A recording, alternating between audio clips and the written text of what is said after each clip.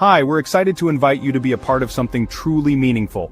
Purpose-Inspired TV, a faith-based streaming channel and social media outlet focused on helping people discover and live out their God-given purpose. We're building more than just a media outlet.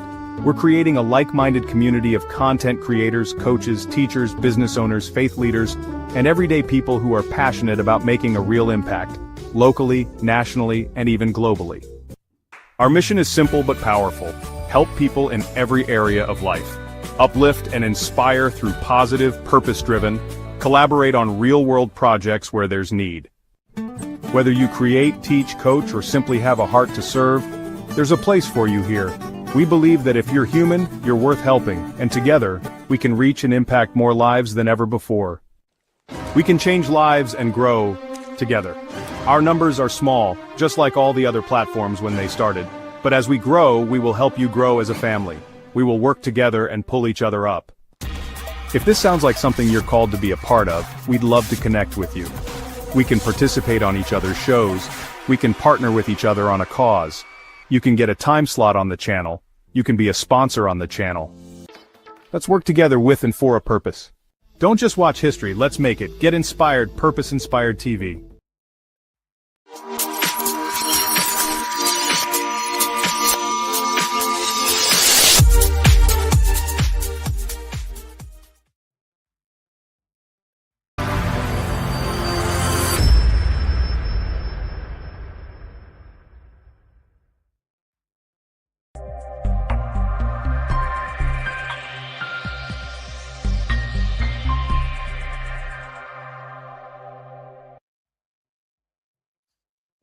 What's up, everybody? What's going on? How you doing? I pray everyone is well.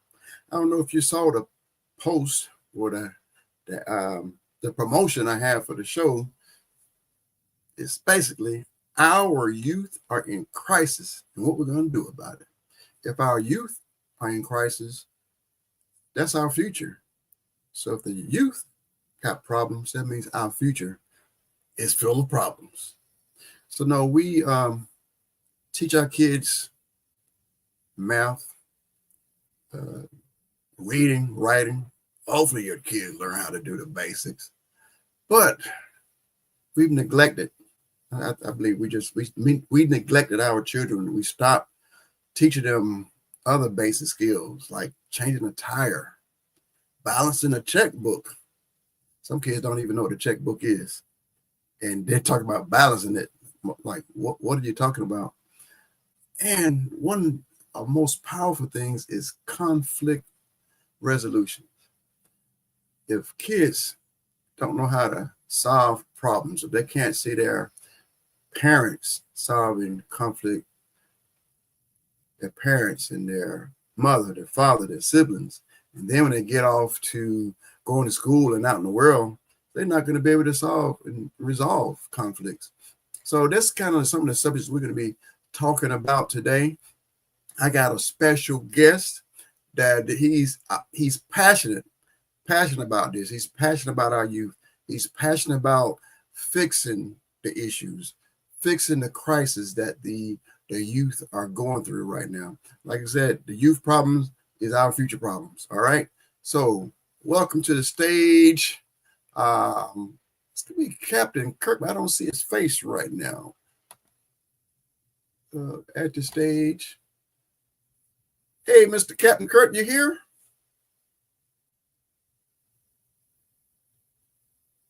I was just talking to him a few minutes ago, and now he's... Hello, are you with me? So I'm gonna bring him back in if I see his video come back in.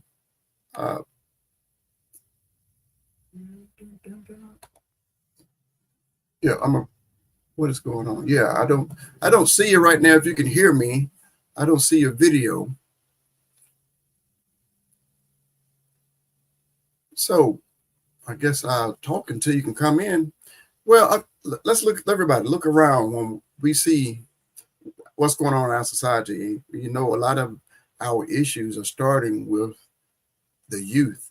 And I don't know if you saw in the news that I don't know who that was, what the politician was, but they were saying that no, I know it was, I think it's Judge Superior, bring, the TV judge that she was just promoted, and she was saying one of our country's problems is the youth. The youth are untouchable.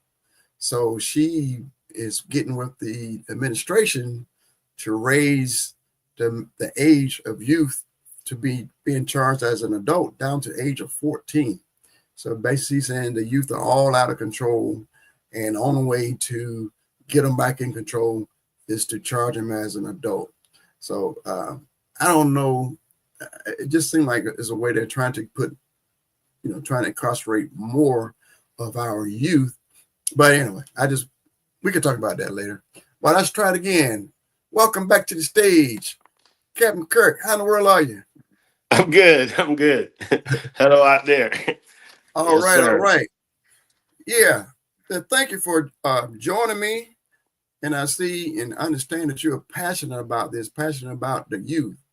So I don't know if you heard my the opening. We talked about it a little bit about the school systems, how a lot of things that we might have been learning when we was like when I was growing up. I know we had shop.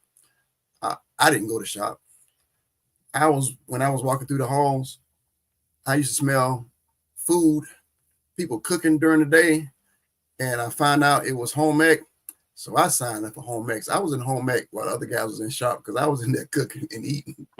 But but but I did learn those. They like learned about balance in the checkbook. Even I learned how to sew. So when I joined the Navy, I was able to sew my own patches on. So different things like that. So we learned from home ec. Some people got picked at for going to home ec. I ain't mind. Like I said, as long as I was eating during the day, I was fine. So I learned all these other skills. But other people was in shop, and some people had auto repair. So it seemed like they took all that out of school. So what do you say about that? About us taking those type things out of the school system? Well, first of all, I'd like to thank you for having me on the show. I No mean, problem. No problem. I mean, words can't explain how excited I am about this because it's been my lifelong passion. Okay. Um, my take on taking the trays out of the school, actually, and I can speak from someone that came from another country. I migrated to the United States back in 1977 at the age of Okay. 14. So I was a teenager there and came here as a teenager. So I was able to have double experience and Okay. I'm seeing the different cultures. Mm-hmm. Okay. Um, I think, not think, I know for a fact when they took the skills out of school, it created a larger problem that existed. Okay. Mm-hmm. So we're talking about when I got here to the States in 77, there were still some trade skills in the schools. You had you said home ec, you had the workshop, auto shop, wood shop, and things like that. Mm-hmm. And then some years after, the skill center came in. And my viewpoint on that is that it ruined a generation. Why? Because most people that didn't go into those services or utilize those classes and didn't get some type of knowledge, like you said, you could sew. Here in this country, if a man say I could sew a button or I can do this and that, well, it wasn't masculine, but that's neither here nor there. I Mm-hmm. think that we should all learn how to do those things, like you mentioned earlier. They don't know how to change a tire, balance a checkbook. All these things is it prepare us for the real world out there, what's out there. And it's a world out there. But we really don't know it until we live it and experience it. What we do here is to lay out the foundation. Just lay out that foundation so when they get into the real life experience, understanding or starting a business, knowing how to structure a business, how to run a business model where they can be successful. Most people go into it, youth go into starting something, and then it somewhat seemed like it flopped. Well, no, that's a step. But back to, staying on the subject, it created issues in this form, in this formality. There was more of a design to cripple a culture or a people. And I'm speaking factual now. But I'm careful with what I say. I don't want to get into politics and none of that, but I'm being factual. The limelight was, or facade was put on people that were not legal doing legal things. Like, and they had big cars, and that is where they it draw their attention. So they figured, well, I don't have to do this. I don't have to learn this. I can become that. Mm-hmm. When that was not the way to go. Because lo and behold, as we move into high tech age, as we move into where AI and all this technology is kind of seem to be taking over, there's still going to be a 20-year gap here where we're still going to need skilled workers. In other words, mason or plumbers, electricians, carpenter. Those jobs are not going to go away in the next 5 years, in the next 10 years. As a matter of fact, we kind of model that as that was a second class job, a person that dug a hole or with a shovel. Well, my friend, I'm a pool contractor also outside of a commercial fisherman. I have a pool business Mm-hmm. and I build pools. And I built most of the YMCA pools around the city and the pools at the high schools. So my experience in that, and when I look at it, well, I'm a guy with a shovel, but I'm not a second class citizen. So I want, you know, the youth to understand that that is a title that you should love to have, that you're a skilled worker. Because with all honesty, whether you be a chiropractor, an attorney, or a pool contractor or whatever, arborist, those numbers should level off. Everybody should be there in that tier. And if we did that and we create a system like that, we would have a better economy. When we create highs and lows and the division in space and characterize everything, is where we go off the rocker. And we have to kind of like bring it into place now that the doctors need a pool guy, a pool contractor to build his pool. The people at the therapy or the facilities, they need pools or spas for the athletes. So there's a need in every skill set. Now, mind you, I'm using the pool because in that trade, you can learn everything from laying out, digging, steel, plumbing, masonry, tile, plaster. The whole works is in one pot. Okay. And really unique for me that I got into that. That's like when I came to the States, I got into commercial fishing. Yeah, I fish. And then on the other season, I would do pools. So I built two careers and stuck with it for the past 4 to 7 years. I didn't stop. It's like things, the economy went down, stayed at it. And I'm only going this far out to whoever's listening out there that you can have the best life doing what you love and knowing that you are on this level in society because of your skill set. See, not going coming from an egotistical mindset, walking around with ego. No, that you're skilled. You can drive a hammer and a nail, and you know how to do that. You're experienced enough to teach the younger generation how to make angles, how to make cuts, because in everything on that, you're talking about geometry, 45, 90 degrees. And those are things that learn in school, but you need as you enter the real world. So they took out the trades and cripple a generation because the next best thing they got to look to was everything that was not so good, and they modeled that.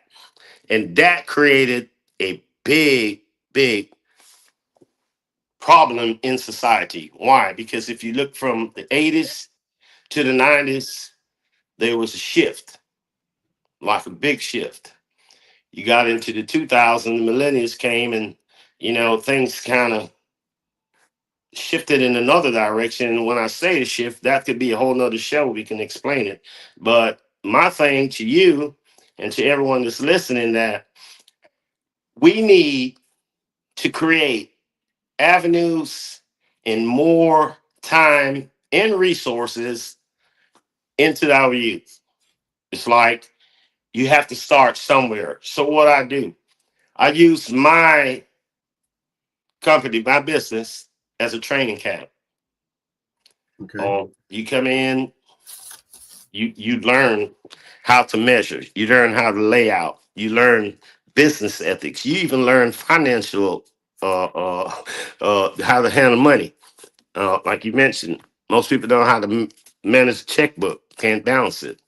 Well, those things are not taught in the homes. Why? And why is that? Well, it's not saying that it can't be or it won't be, but you have to understand that a large percentage of the black community, and I would use that word, is single parents. Mm-hmm. That's a big minus there. Because if it's single parenting and it's a mother, let's say 2 or 3 kids, that is a tough job, just parenting as a single parent. So you really don't have the time to sit down to balance checkbooks and to teach how to do things that need to be taught.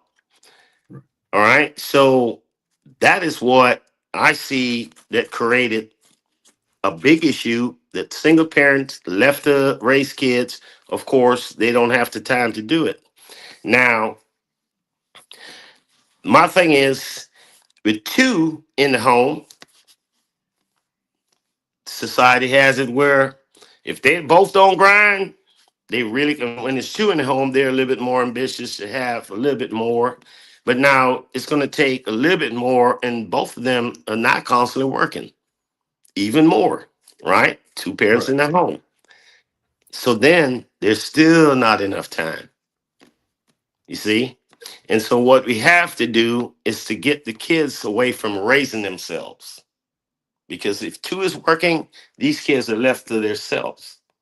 Mm-hmm. And then what? They're raising themselves on television. Well, now it's not television, it's the personal devices, whether it be Right. iPads, phones, or whatever. And that is bad. Why? Because 98% of what's being promoted there is really not going to benefit them in the real world. Because you can spend X amount of times on TikTok, hours on TikTok. Yeah, you probably can learn some things on TikTok, but it's that what you're putting in the TikTok, is that going to benefit you in the future?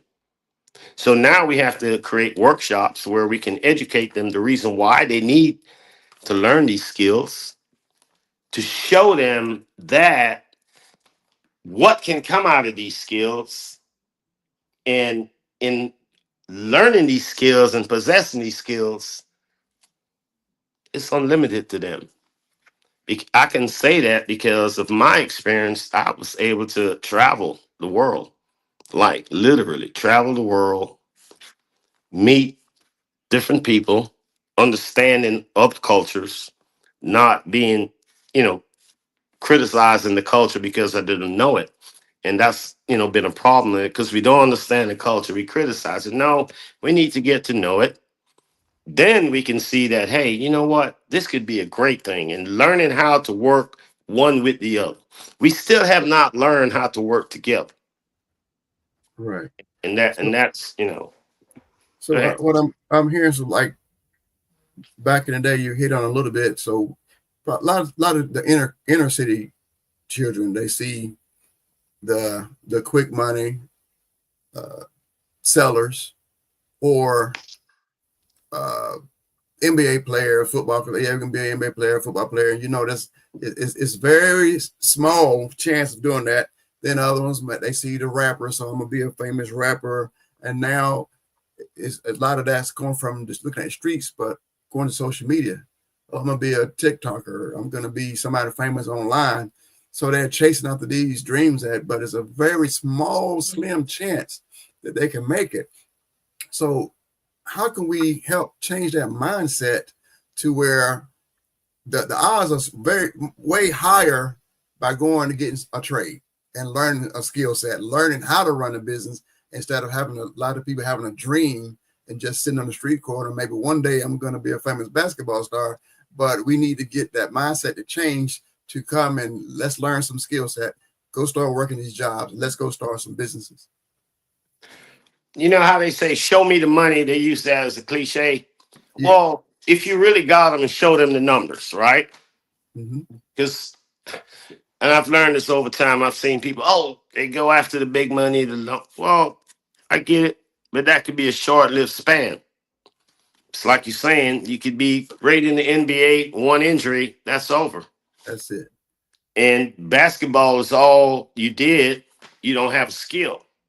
So our job now is to not be negative or approach it in a negative front, like, killing everything. There's some things we really need to say, hey, definitely not that. And you and I both know, definitely not the fast money, the glimity glam, all the glitters not gold.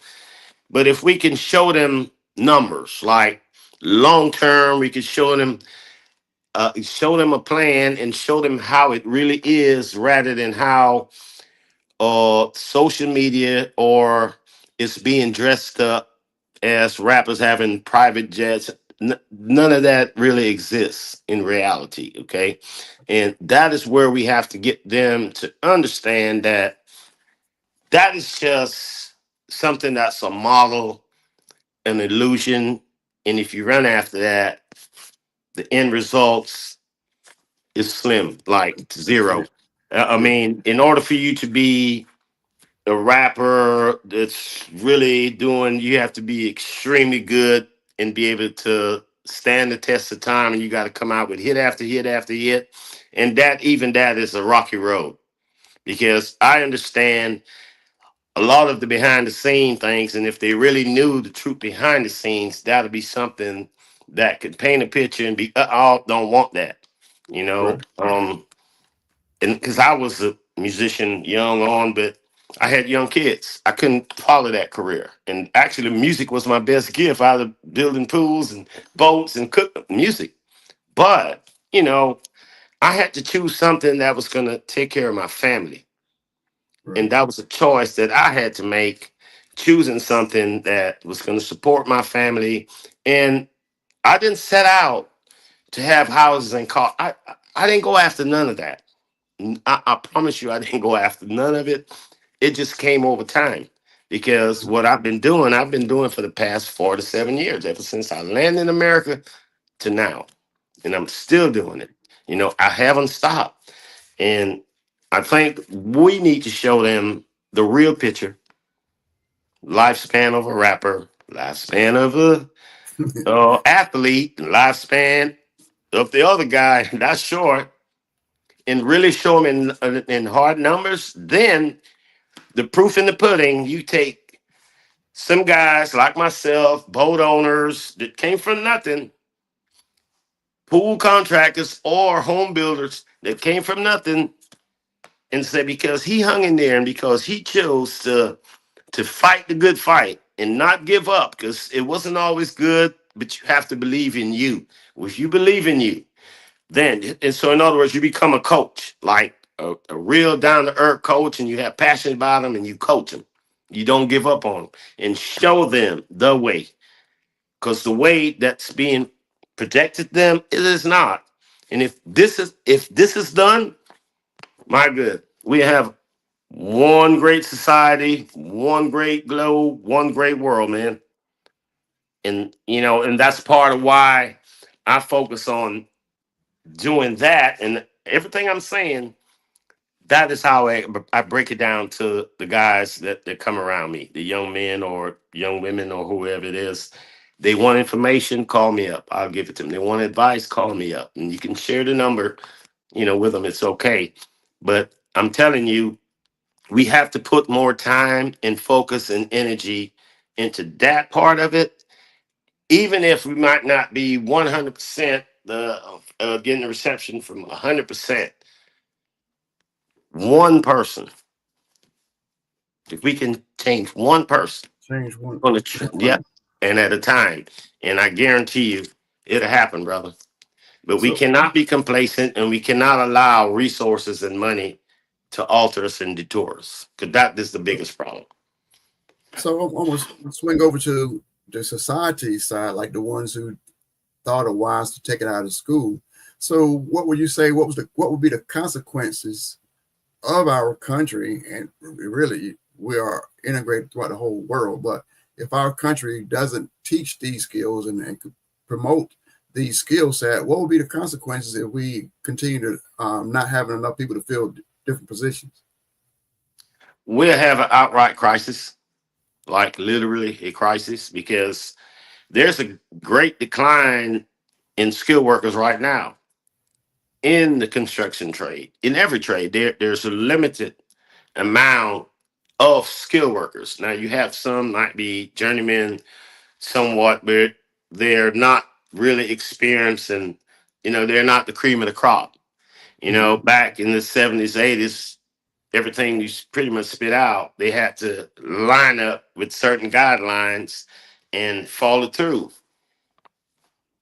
And I don't want to blame it on COVID, but it just seemed like after 2020, the mindset was different. Like, because of the stay at home and whatever funds that was given, the loans or whatever, I don't even know what it is because I really didn't access it, but it kind of hurt this country somewhat, and it created a whole class of lazy individuals, like really don't want to work. And so we have to kind of reboot that, get that kind of triggered, because they're going to suffer the most when in fact, because of what's happening in the country, you know we're draining a lot of the workers. A lot of them immigrants, like myself. I was an immigrant, but I'm a citizen now, and went through the process. And there are a lot of great people that you know that are actually being deported, and that trade is gone. And so the home builders, the plumbers, the ditch diggers, or whoever, the fence guys, limited. And we haven't really feel the effects of it yet because it's fresh on. But I guarantee you, 6 months from now, we will see the impact. And who is going to fill the gap? Nobody to fill the gap. And if Yeah, we have those trained and set in place, it would be easy to get right back in the system and the economy, and we won't suffer as hard. But because that has happened, you're going to feel that. And it's going to take some time to train the other group to come up to the level that what once existed. Like, because Rome wasn't built in a day, and everybody's not programmed to order. You've got like a disorderly generation somewhat lingering. Everybody don't want to take orders. Everybody want to be the boss. And we have to kind of like govern in a way to where we don't rule where they goes, we don't dictate, we show them compassion, we teach. Yeah, we rebuke when it's time and when it's needed, but we have to be careful how we lead and how we teach, because the number one game is to win them. And right. the only way we can win them is if we're an example ourselves. We have to lead by that example and be that what we say we are, not for the time. That's got to be who we are. And if someone is passionate about doing a thing, they just live it out. That's not rehearsed. That's in you. It comes out. And the skills that you have, you don't have to practice that. That's in you. You teach it. And actually, I cannot use uh the time back. I had a group of guys back in the 2000s. Back in 2000s, call the names, was brothers from our church and our background. Guess what? Most of those guys are out there business entrepreneurs, and when they came in, they didn't have a skill. Hmm. And I connected with Pastor Washington. Told him, I said, you know what? I could take a group of guys, and I could teach them. And when they came in, they was coming in, some had felonies, some had whatever, couldn't get a job because that is what that taking this program out of school created a bunch of felons. They got into trouble. Now they come out, they're clean, they changed their life, they want a chance, but they don't have a skill. And I happened to be there and we started training. Do you know that from that we created, I don't know, 10, 15, maybe 20 out of the group, which was a lot, almost 100, couple of hundred, that are now business owners, pastors, bishops, all from just doing that. And it didn't cost them one dime, not one dime. Not, I asked for not one dime. I paid a price to learn, and if anybody wants to get it, they can get it. All they have to do is to give me their ear and attention, and that is it. Because Okay. that would be my way of giving back or impacting. That if I can create an embodiment of skilled workers and people that are good in society and good with how, how to communicate with others. It's not just construction workers. We're talking about business. So I'm teaching people how to structure business. How to run business models, how to deal with the IRS, how to deal with taxes, how to deal with workers' compensation. Those things are not taught. And so when they go into it, they go into it blindfolded and you really don't know. But here, you're going to get the full package. You're going to understand that, hey, this license is what you need. This is what you got to have. This is how you have to do your quarterly taxes, so forth and so on. You structure it. So I think showing them that model and explaining those things to them and letting them know they can be a home, they can invest, buy a home, they can invest money in the right investment, not the floppy ones, knowing where to put that money, knowing what to invest in, I mean, properties and things like that, and having something in your name to hold rather than as you earn it, you burn it. Because let's be real, society the past 30 years has been living this earn it and burn it. You get it on Friday, and by midnight Friday, it's gone. And that's facts. And I've seen it straight across the board, and it's a small fraction distance of people that take that money, get some bills paid, and half a fraction of it saved to move on. Yeah, that's crazy. A lot of that goes back to mindset, and it's hard to change the mindset. So I think a lot of people are not mentally ready, and I believe that will be people like you getting people mentally ready. But what about the ones that's not physically ready? You mentioned about the immigrants they grabbing people. That again, that could be a whole. I've been talking about different things. I don't think everybody understand the damage is really causing the country than benefit. Okay, so but if you remove this big gigantic workforce, we don't have the workforce at the moment for mentality to go out there in the heat, and I don't believe they're physically fit to go and replace the people. So how do we deal with that? This issue that's about to come. You said in about 6 months we should be feeling the effects of it. I think Oh, we're yeah. feeling it already though. Well, we're feeling trickles of it.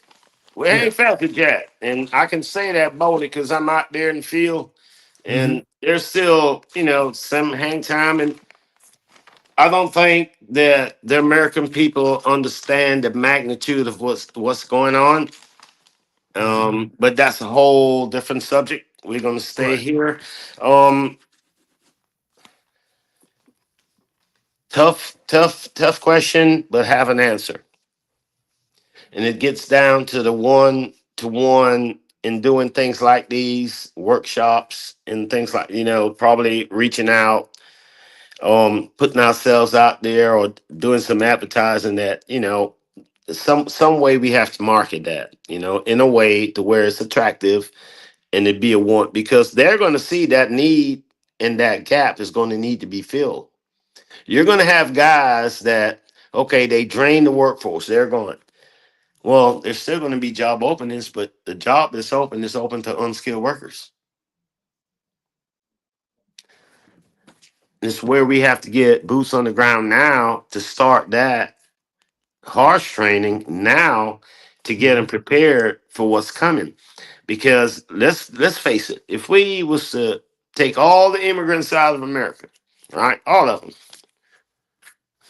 and I'm one, again, legal and a citizen, we would be down to a population of maybe from what 300 million to 30 million. Most most of everybody in America, either they're from somewhere or somebody in their family is from somewhere. Mhm. We came here, okay, I came here, I married, and I have 4 kids, 11 grandkids, and a great grand, okay? Okay. That family tree right there that was created from somebody that came from somewhere. Okay, thank God they were born here, which is good. But I'm saying, in general, if you start sending us and everything back, guess what? They may have to go. Yeah, all that's under attack right now. Yeah. And as much as some people don't want to talk about it, and I hear people say, "Oh man, you're good," I said, "Hold up, you don't get it. It is not that. It's a lot bigger than you think." But you and I, as we talk about it, we need to address concerns in this manner. Go out on an all right campaign. Okay. Put it out there. Hey, it's opportunities to learn certain trades and so forth. So we don't want to be really negative. Oh, this is going to happen. That no. We want to format it in a way where it is attractive and give them some hope. Because I've lived a very good life being a person that dig holes. Like they said, a ditch digger will call me that. But I've had a very good life. Put it like this, almost a life of an NFL. And Mhm. I've outlasted some of them. Why? How? Well, for the past 4 to 7 years, I've been doing this, right? I have not had to go up and come. I've been able to sustain, Right. not outdoing myself, living bigger than myself. There are times, yeah, when I was a lot younger, it was fascinated. But you outgrow that. You outgrow that even more when you see the needs. You outgrow a lot of things when you see all the needs. And unfortunately, you can't fill all of them, but you do what you can to get most of them. And that's me. And I know it sounds like, okay, yeah, it can work. Well, you're here. If it's your life's passion, you got to continue on until that time and then pass it on to somebody else to do the works. See, because Yeah. what we can do here is to lay the foundation and do it. Somebody else going to come along and tweak it, but it'll never die because it started somewhere with a positive note and it has to continue on being positive. Amen. Uh, I hear the passion that you have, uh, but sometimes it takes a person to like change the trajectory, change the direction of someone's life. Was it someone that helped you get guided in a particular direction? You said you were immigrant, probably like starting with nothing, so it sounded like you didn't have a big inheritance. But so was it someone that guided you into this direction? well, I think prior to you wanted me to share a little bit of my story. If you don't Yeah, yeah. mind, if I gave a little bit of that, that'll Yes. bring it all into perspective. Okay. Yeah. Let's hear that. All right. I probably, more than most people I know, was born one of the wealthiest kids that I know. Okay. Like literally. I come from sugarcane, rice, gold, diamonds, the whole shebang. Like family in South America was well off. I grew up on a compound with guards. So Okay. I lived a rich life, but I wasn't happy, wasn't happy. Because certain things, so I had some of the best schooling. But needless to say, I came to America and why I wasn't happy, I always wondered why we had so much. Why they didn't have outside the gate. Like I was wondering why they don't have, why they have mud. this, they got to walk in mud floors while they got to sleep in that. And we have all this. Swimming pool. I mean, it's unbelievable. It'd be like a dream book, but it's facts. Got pictures to prove it. And I came to America well off. I didn't leave. I ran away from wealth, but I came to America. And of course, now I didn't inherit it, but my family here was established with commercial fishing, Okay. and so I fell into the loop. And I was a young man, 14, and had the opportunity to be a captain at 18 on the ocean. At 18, I went to the Gulf of Mexico, then I went up north Atlantic, and it was on from then. But I was ambitious, like, Mhm. and I would say that my passion for ambition, I was not going to fail because I saw what I left and I came with zero. I was not trying to replace what I left, but I wanted the happiness and create the happiness. And that if I can help people have some of my experience, or, when I see people hurt, I try to help. And that's been me all my life. Okay. And so my thing is, because I've had what was so called good, I want some people to experience that. But in the experience, I don't want the egos with the experience. Mhm. And over time, I've ran into some folks that, after experiencing, had the egos, and that egos led to destruction, like literally. So my story is, I came young on education, really wasn't fascinated with it because I had a college education at 14, came with a good one. And so I got into the workforce.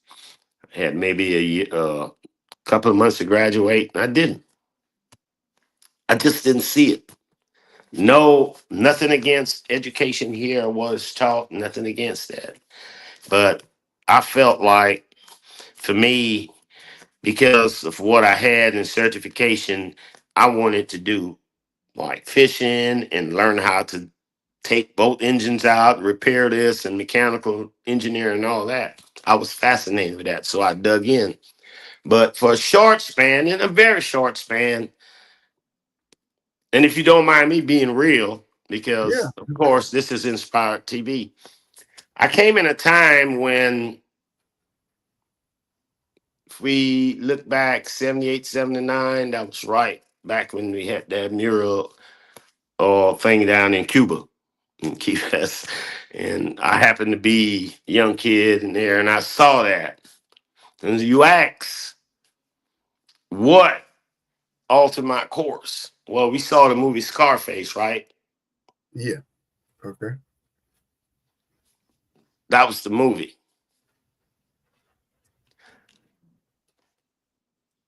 Seeing that is what altered my course. I didn't want to live that kind of life. The opportunity was there, like right there. It's your hands, grab all you want. But deep down inside, that was not what I wanted. Hmm. And knowing that what I saw, that I could end up just like some of the others, gone, killed, right? That's not what I wanted. I chose to go the straight road. It wasn't easy going the straight road because it was temptation, but I never faltered to go to that, because deep down I said, here's what I'm going to do. I'm going to show them that I legally, this is my passion now, that I can do better than them legal. Not once, twice. Not one business, everything, every business. And I accelerated them and surpassed that life, because the life of a drug dealer is less than minimum wage. If they did the math, by the time they go to jail, sit in a cell, calculate the numbers, what you lose, time with your family, how much of your life lost, do the math. Remember I said The proof is in the pudding. When you can sit down and outline it like that, and they see that, it'll, and that is what I use. And wow, you are right. Now, not everybody's going to go with that because, oh, what you talking about, man? You don't know. I didn't get the 62 being stupid and not experiencing. And so you have a choice to do good or right or wrong. And again, I said that lifestyle right and then is when the trades was coming out and they was looking to the gold and the big this and that guy with the big hat with all that was the Mac. And we showed this Superfly and the Mac and that looked good, but really it wasn't attractive. At the time, everybody was hyped about it. But when you really look at life, when you really look at the outcome and you really look at the destruction of America from New York City to every major city, Atlanta, LA, I've studied this whole thing. It was designed to rip it to pieces and weaken the camp. And what we have to do is to strengthen the camp. And the camp meaning our culture. Getting back to the basic, the brass tacks, we have to get to work. Hey, man, again, uh, at an early age, it sounded like you had a good heart and wasn't fooled by the glitter. It's so many like people now. I guess the way when I see like a lot of the bills are getting passed, it's benefiting the people already rich. They already got it going good for them, but they're getting even more benefits because I believe it's greed, and they're not able to look back and look out for the regular. I say the average Joe, the average person. The children that don't have anybody, the elderly that needs the help, the people who are struggling. It's like the greed is so strong that they're trying to even get more and more. But you had it already, and you already had the right heart to not go after that. You wasn't fooled by that. So was it faith? What got you to what got you to that point? Most definitely faith. I mean, with what I seen, if you listen, I'm being filtered, I'm filtering and stuff like that. We'll have a discussion before we come back with that. But yeah, most definitely it had to be faith, brother. Of course, because that life is short life. Like Yeah. people don't understand that, yeah, you got a big house, you have all these stacks of money, but do the math. What is a year and a half? It's no 10, 15, 20 years, 30-year careers and that. I don't care who you are. It's not. And now with technology, you're talking 3 to 6 months, you out. Hmm. And loyalty and commitment don't exist today, society. Back in those days, we shook hands and said, yes, sir. And that was word. Now, even a spoken word, sometimes you have to sense it out because it's not what it used to be, So, yeah, definitely fake. And what I seen, oh no, man, you really got to be a believer. You got to believe and know, understand that. Hey, man, I made it. No, sir. And choices, we all have a choice. And again, I think some of me having it and seeing the egos and the big shots, like we better than that irked me like literally. Maybe I was born to be like this, to help some people. Because I saw it. I seen it. I'm like, okay, but we don't have to treat people like that. And so when I would look at the other kids out the fence and no, no, no, no, no, why they don't have as much. And so what I did is once I got to them, I give my all. If it took that, I could get more. That I'm getting more and give it, so and when you have that giving in you, you give everything. You give of yourself, your time, all. Like you want them to know the truth. You want them to feel what you feel and to have what you have. And anybody that knew me one on one that helped groom into that mold, they literally say that. That is what it is, man, with me. So I live it. I don't talk about it. I actually live it out. I just so happen to be on this show and having a good time sharing it, but I live it every day. I see somebody and they say, "Hey, you hiring?" I said, "No, not right now, but call me and I'll see if I can fit you in." I mean, I can't save the entire world. I wish I could, but I can't. But whoever and how many ever I can impact, I will. And And that is for real. Yes, sir. that's a blessing to be in obedience. And I believe a lot of people of all ages, I guess they really need to visit the country, but other countries also. I think Americans are secluded. I feel like we are. It's a big country, but this country is like an island. We got the ocean on both sides, and then a lot of people don't never go north, never go south. So we are in an island. We don't get to see a lot of other countries. But I've traveled around the world, and I kind of like know what you mean. I've been to Africa, and when I saw how they was living, I tried to leave everything. I left whatever, the things I was going to take back home. I left it. Went to the Yeah. Philippines, the same thing. Yeah. I was Yeah. like, whatever I got, I know I can replace it when I get back home. And I know they can't replace it easily like we can. So Right. it just makes you want to just like, here, take everything I got. I would have brought more if it wasn't for the the baggage and all that type thing. Right. And and that was good that you got to travel, because I'll be honest with you, I was blown away that the average American, and I come right here in Jacksonville, that there are some people that lived on the south side, never been on the north side.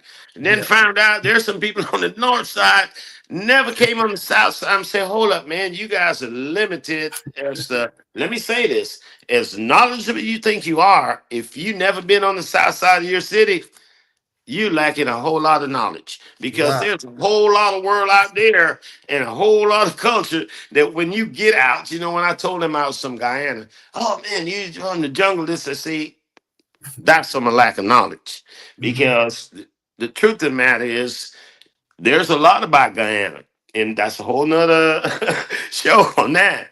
But actually, we're the fastest growing economy in the world right now. Okay, we are number one, and we have so many minerals and natural resources. Right now, we're leading the world with those gigatons of carbon back into the atmosphere. So we're green. We're green all the way.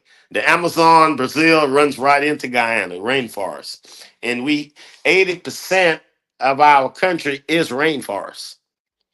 Okay. Everything on the coast, on the East Coast, is developed, and we're the only English speaking country in South America. Only. So that was a whole nother. And at some point, we'll get to tap on some of that. If you have me back, we'll I, get to touch on that. I will do. I will do. So yeah, we can go ahead and start planning that now. But before I need to let the people know about what you got. Like I said, I personally want to work with you, use my resources. I want to learn from you. I want to use this channel to help promote whatever you got going. So now, could you just tell people what you got? What are you doing now that if somebody could bring their youth or something to get involved with what you have for them? Okay. We'll start now, and I could deal with future. Because it just had a program where I put together a fishery. Okay. Okay. And the fishery, name of it is Southeastern Tri-State Fishery. And part of that plan was to build a facility that would house at least starting out 100 youth. Okay. Uh, 100 youth, and give them all types of skill training, whatever they want to go into, whether it be navigation, auto mechanics, hydraulic winch operators, things like that. I mean, so basically, electrician, plumbers, any trade that you want to learn, we would have it on that list. And even if you want to be, I don't want to say a banker, but you want to deal in finances, you could get that training. And so I don't have a building, and the only way I can do it is by either employing or have someone say, hey, can you teach me this? Can I come out, ride with you, and learn? So having a facility at this time, I don't, but it's up and coming, and that's part of my plan. Um, so far as the resources, I've learned that you have to kind of reach out, stick your hands in your own pocket, and get a thing going, whatever sacrifices you have to make, kind of draw the picture, show the building, and it's going before people get attracted to it. Because when you tell them, hey, well, you get a job and you can learn the skill, well, they figure they got to work for that, not knowing that you're getting paid to work, but you're also getting paid to learn. Right. I mean, it's like double double. And not only that, who you're learning from. See, we can learn from somebody, a person that don't really care about it. It's not going to teach you all. What got to lose, they can't be a threat. I've always tell guys, competition, I'm never worried about it. What I know, I know. And what I know, you can't take out of here. And I'm always going to be a need in society because of what I know. It's not bragging, it's just a fact. I said, so why don't you just come learn from me and become better? I want that somebody they can learn from me. If they can be better than me, man, I love that. Why do I have to be the best? That's a 20-year-old, 30-year-old mindset. Like, oh, I got to be the best. Those days are over. You know, I'm here to pass it on. It's like Elijah type deal. Hey, you gotta go. You gotta go. You take it on. And I just have a passion for it, man. And right now, they can contact me by phone number or reach out by way of email. Um, and I'll do hands-on training on job sites and things like that. And since we're now on this program, it's going to even push me even more to really lock and load on a facility, which that is in the making because I own the property and I'm getting ready to put a building, which Okay. I'm going to be doing it myself, like pouring concrete. I mean, I don't need a builder. I'm a builder, and that's what I do. And and that's another thing. If they want to get in with that, they can learn how to erect the same building that they're going to learn in. Yeah, man, that will be a blessing. So go ahead and give you put your phone, say your phone number and email address if you want people to contact you. Yeah, so the phone number is 904 400 4755. 904 400 4755. And the email is capital K WCAU P as in Paul AIN @me.com. Again, capital K CAUPAIN @me.com. All righty. So I appreciate your time. We're about to wrap up. So final words. We got 1 minute left. But I tell you, I got to bring you back. I'll be glad to be back. Seemed like we ran out of time, man. It said time flies when It's you're a having lot. fun. Yeah. Yeah. So hold on, I'll be right back. All right, everybody. I appreciate you for your time. Thank you for joining us this evening. I know you learned a lot. We got to bring Captain Kirk back. He's got a lot of information. I love what he's doing. I am ready to, like I said, help wherever I can. I love this. The show's about Purpose Inspired TV. I'm all about helping inspire people, helping people. Now we're talking about these a lot of youth that are in crisis. So wherever I can do to help, I'm all about it. All right, everybody. Until next time, y'all be blessed.